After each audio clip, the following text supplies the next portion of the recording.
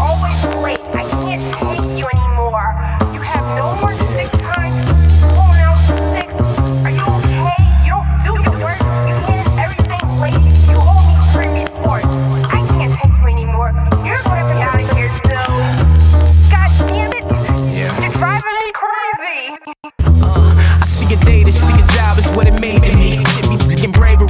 See it's modern slavery. 9 to 5, grind and strive. Fuck a nigga, pay me less. It pay my bills at minimal, but see it pay me stress. Doing this and doing that, and turn around and scold you true. How I did it wrong when I just did it like you told me to. Fuck you, eat a dick. That's what I be really thinking. Yes, sir. No, sir. That's what I be really speaking. Cause even though this job pissed me off, obviously, what make a nigga piss more is living poverty.